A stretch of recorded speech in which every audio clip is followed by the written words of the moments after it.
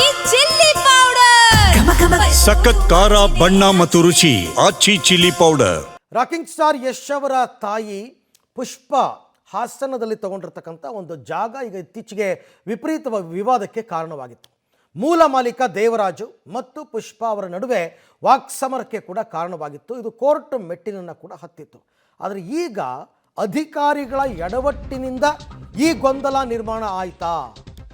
ಹಾಸನದಲ್ಲಿ ನಿವೇಶನಕ್ಕೆ ನಟ ಯಶ್ ತಾಯಿ ಪುಷ್ಪ ಅವರ ಗಲಾಟೆ, ಅಧಿಕಾರಿಗಳ ಗೋಲ್ಮಾಲ್ನಿಂದಲೇ ಸೃಷ್ಟಿಯಾಯ್ತಾ ಈ ಎಲ್ಲ ವಿವಾದ ಅಂತ. ಹಾಸನದ ವಿದ್ಯಾನಗರದಲ್ಲಿರುವ 4060 ಅಳತೆಯ ವಿವಾದಿತ ಸೈಟ್ ಇದು. ಒಂದೇ ಸೈಟ್ಗೆ ಎರಡೆರಡು ದಾಖಲೆ ನೀಡಿ ಅಧಿಕಾರಿಗಳು ಎಡವಟ್ಟು ಮಾಡಿದ್ದಾರೆ. ಒಂದೇ ಸೈಟು, ಎರಡು ಈಸ್ವತ್ತು, ಎರಡು ಚಕ್ಕಬಂದಿ, ಎರಡು ಕಡೆ ಸೈಟ್ ತಮ್ಮದು ಅಂತ ವಾದ. ಈಗ ಸದ್ಯಕ್ಕೆ 6 ವರ್ಷದಿಂದ ಪುಷ್ಪ ಅವರ ಸ್ವಾಧೀನದಲ್ಲಿದೆ ಸೈಟು. ಕಂದಾಯ ಕೂಡ ಕಟ್ತಾ ಇದ್ದಾರೆ ಪುಷ್ಪ ಅವರು. ಅವ್ರು ಕ್ಲೈಮ್ ಮಾಡೋದು ನಂದು ಜಾಗ ಇದು ಅಂತ. ಜನವರಿ 4ರಂದು ಕೋರ್ಟ್ ಆದೇಶದ ಮೇಲೆ ಸ್ವಾಧೀನಪಡಿಸಿಕೊಂಡಿದ್ದಾರೆ ದೇವರಾಜು. 2020ರಲ್ಲಿ ಸೈಟ್ ಖರೀದಿ ಮಾಡಿದ್ದಾರೆ ಯಶ್ ತಾಯಿ ಪುಷ್ಪ ಅವರು. ಅಂದರೆ ಇದೆಲ್ಲದಕ್ಕೂ ಕೂಡ ಕಾರಣ ಅಧಿಕಾರಿಗಳು. ಒಂದು ಸೈಟಿಗೆ ಎರಡೆರಡು ಈಸ್ವತ್ತನ್ನು ಕೊಡೋದಕ್ಕೆ ಹೆಂಗೆ ಸಾಧ್ಯ? ಒಂದು ಸೈಟಿಗೆ ಇಬ್ಬಿಬ್ಬರಿಂದ ಕಂದಾಯ ಕಟ್ಟಿಸ್ಕೊಳ್ಳೋಕೆ ಹೇಗೆ ಸಾಧ್ಯ? ಚಕ್ಬಂದಿ ಅಂತ ಇರುತ್ತೆ ಒಂದು ಸೈಟ್ ಅಂದಮೇಲೆ.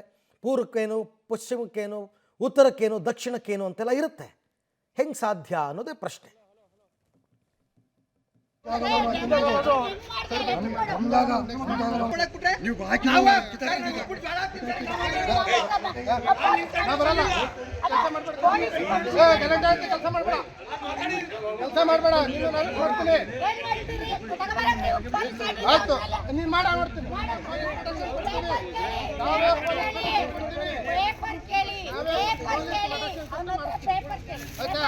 ನೋಡಿ ಮೇಡಮ್, ನಾವೇ ಪೊಲೀಸ್ ಪ್ರೊಟೆಕ್ಷನ್ ಕೊಟ್ಟು ಮಾಡ್ತೀವಿ. ದಯಮಾಡಿ. ಈ ಬಗ್ಗೆ ಮತ್ತಷ್ಟು ಮಾಹಿತಿ ನನ್ನ ಕೊಲೀಗ್ ಶಶಿಧರ್ ಅವರಿಂದ ಪಡೆಯೋಣ. ಶಶಿಧರ್, ಈ ವಿವಾದದ ಆರಂಭದಲ್ಲೇ ಪುಷ್ಪ ಅವರು ಒಂದು ಮಾತು ಹೇಳ್ತಾರೆ, ಇದರ ಹಿಂದೆ ಒಬ್ಬ PDO ಕೈವಾಡ ಇದೆ, ದುಡ್ಡುಗೋಸ್ಕರ ಈ ಥರ ಮಾಡ್ತಾ ಇದ್ದಾರೆ ಅಂತನ್ಬಿಟ್ಟು. ಈಗ ನೋಡಿದ್ರೆ ಒಂದೇ ಜಾಗಕ್ಕೆ ಎರಡೆರಡು ಈಸ್ವತ್ತು, ಎರಡೆರಡು ಚಕ್ಕಬಂದಿ ಹೆಂಗೆ ಸಾಧ್ಯ? ಉದ್ದೇಶಪೂರ್ವಕವಾಗಿ ಕಿರುಕುಳ ಕೊಡಬೇಕು ಅಂತ ಅಧಿಕಾರಿಗಳು ಈ ಥರ ಮಾಡಿದಾರಾ ಅಂತ?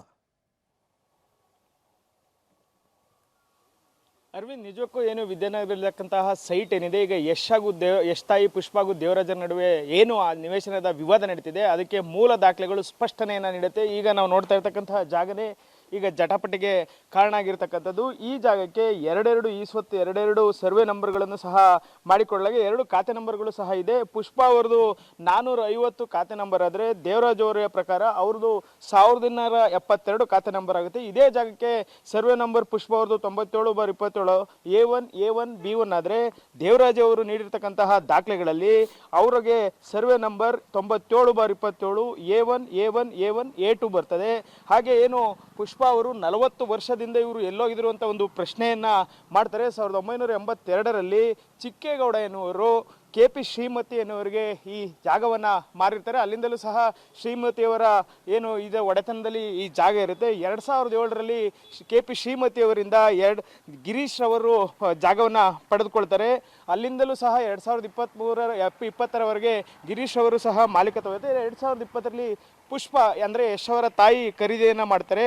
ಆದರೆ ಇವರು ಪ್ರಮುಖವಾಗಿ ಇಲ್ಲಿ ಗಮನಿಸಬೇಕಾದ ವಿಚಾರ ಏನು ಅಂತಂದರೆ, ಈ ಚಕ್ಬಂದಿ ಏನಿದೆ, ದೇವರಾಜ್ ಅವರು ತನ್ನದು ಜಾಗ ಅಂತಿರ್ತಾರೆ. ಅವ್ರ ಪ್ರಕಾರ ಈ ನಿವೇಶನದ ಪೂರ್ವಕ್ಕೆ ಗೌಡೇಗೌಡ ಅವರ ಹೊಲ ಇದೆ, ಪಶ್ಚಿಮಕ್ಕೆ ಮಂಜೇಗೌಡ ಅನ್ನೋರ ಹೊಲ ಇದೆ, ಉತ್ತರಕ್ಕೆ ತಮ್ಮದೇ ಜಮೀನು, ದಕ್ಷಿಣಕ್ಕೆ ಇದೇ ಸ್ವತ್ತಿನ ಉಳಿಕೆ ಭೂಮಿ ಎಂದು ನಮೂದನ್ನು ಮಾಡಲಾಗಿದೆ. ಪುಷ್ಪ ಅವರ ಚಕ್ಬಂದಿಯಲ್ಲಿ ಅವರಲ್ಲಿರ್ತಕ್ಕಂತಹ ದಾಖಲೆ ಪ್ರಕಾರ ಪೂರ್ವಕ್ಕೆ ರುದ್ರಗೌಡರ ಸ್ವತ್ತು, ಪಶ್ಚಿಮಕ್ಕೆ ಖರೀದಿದಾರರ ಸ್ವತ್ತು, ಅಲ್ಲದೆ ಉತ್ತರಕ್ಕೆ ಬೇರೆಯವರ ನಿವೇಶನ ಅಂತ ಇದೆ, ದಕ್ಷಿಣಕ್ಕೆ ರಸ್ತೆ ಅಂತ ಇದೆ.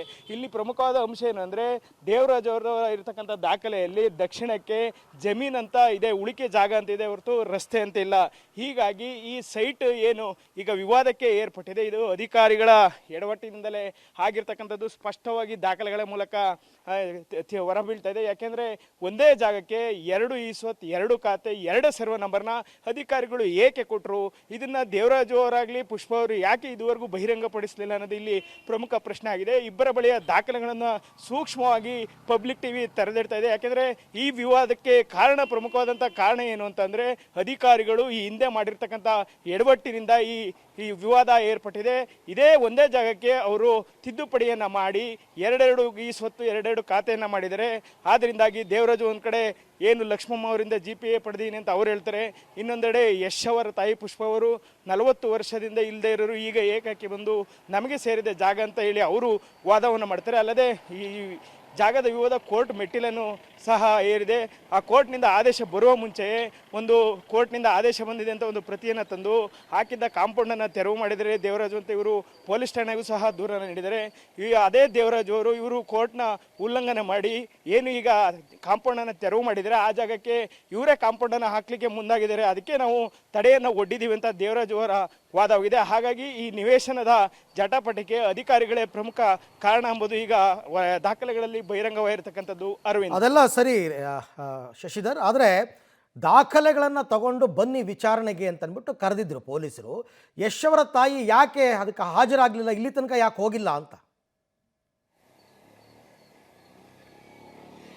ಅರವಿಂದ್, ಏನು ಯಶ್ ಅವರ ತಾಯಿ ಈ ಹಿಂದೆ ಗಲಾಟೆ ಮಾಡ್ತಿದ್ರೆ ಅಂತ ಹೇಳಿ ದೇವರಾಜು ಅವರ ವಿರುದ್ಧ ದೂರನ್ನು ಕೊಡಲಿಕ್ಕೆ ಹೋಗಿದ್ರು. ಅದಾದ ಬಳಿಕ ದೇವರಾಜು ಅವರು ಸಹ ಪ್ರತಿ ದೂರನ್ನು ದಾಖಲಿಸಿದ್ರು. ಇದಾದ ಬಳಿಕ ಪೊಲೀಸರು ಯಾರು ಸಹ ಜಾಗಕ್ಕೆ ಹೋಗಬಾರ್ದು ಅಂತ ಹೇಳಿ ಒಂದು ಸೂಚನೆಯನ್ನು ಕೊಟ್ಟಿದ್ರು. ಕೋರ್ಟ್ನ ತೀರ್ಪು ಬರಲಿ, ತೀರ್ಪು ಬಂದ ನಂತರ ಜಾಗ ಯಾರಿಗೆ ಸೇರುತ್ತೋ ಅವರು ಅದನ್ನು ಸ್ವಾಧೀನಕ್ಕೆ ಪಡೀರಿ ಅಂತ ಹೇಳಿದರು. ಅದಾದ ಬಳಿಕವೂ ಸಹ ಕಾಂಪೌಂಡ್ ನಿರ್ಮಾಣ ವಿಚಾರವಾಗಿ ಜಟಾಪಟಿ ನಡೀತಾ ಇತ್ತು. ನಿನ್ನೆ ಏನು ಪೊಲೀಸ್ ಠಾಣೆಗೆ ಪುಷ್ಪ ಅವರು ನಿಮ್ಮ ಬಳಿ ಇರ್ತಕ್ಕಂಥ ದಾಖಲೆಗಳನ್ನು ತೆಗೆದುಕೊಂಡು ಬನ್ನಿ, ಹಾಗೆ ದೇವರಾಜು ಅವರು ನಿಮ್ಮ ಬಳಿ ಯಾವ ದಾಖಲೆಗಳಿದೆ ಆ ಎಲ್ಲ ದಾಖಲೆಗಳನ್ನು ತೆಗೆದುಕೊಂಡು ಬನ್ನಿ ಅಂತ ಹೇಳ್ತಾರೆ.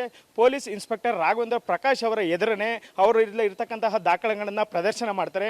1982ನೇ ಇಸ್ವಿಯಲ್ಲಿ ಯಾರು ಖರೀದಿ ಮಾಡಿದ್ರು, ಆ ನಂತರದಲ್ಲಿ ಯಾರು ಖರೀದಿ ಮಾಡಿದ್ರು, ಎಷ್ಟು ಹಳೆಯ ನಿವೇಶನ ಅಂತ ಹೇಳಿ ಅಲ್ಲಿ ಇನ್ಸ್ಪೆಕ್ಟರ್ ಮುಂದೆನೇ ಅವರು ಎಲ್ಲ ದಾಖಲೆಗಳನ್ನು ಪ್ರದರ್ಶನ ಮಾಡ್ತಾರೆ. ಈ ಹಿಂದೆ ಅದು 1965ರಲ್ಲಿ ಗ್ರಾಮ ಪಂಚಾಯತಿಗೆ ಸೇರಿರ್ತದೆ. ಈಗ ಅದಾದ ಬಳಿಕ ಸರ್ವೆ ನಂಬರ್ ಚೇಂಜ್ ಆಗಿ ಈಗ ಮಹಾನಗರ ಪಾಲಿಕೆ ವ್ಯಾಪ್ತಿಗೆ ಬಂದಿದೆ. ಹೀಗಾಗಿ ಈಗ ಈ ಸ್ಥಳಕ್ಕೆ ಯಾರು ಬರಬಾರ್ದು ಅಂತ ಹೇಳಿ ನಿನ್ನೆ ಇನ್ಸ್ಪೆಕ್ಟರ್ ಅವರು ಖಡಕ್ ಆಗಿ ವಾರ್ನಿಂಗ್ ಅನ್ನು ಕೊಟ್ಟು ಕಳಿಸಿರ್ತಕ್ಕಂಥದ್ದು. Aravind, okay, thank you Shashidhar, ತಮ್ಮೆಲ್ಲ ಮಾಹಿತಿಗಾಗಿ ಧನ್ಯವಾದ. ಸರಿಯಾಗಿ ಮಾತಾಡಿ.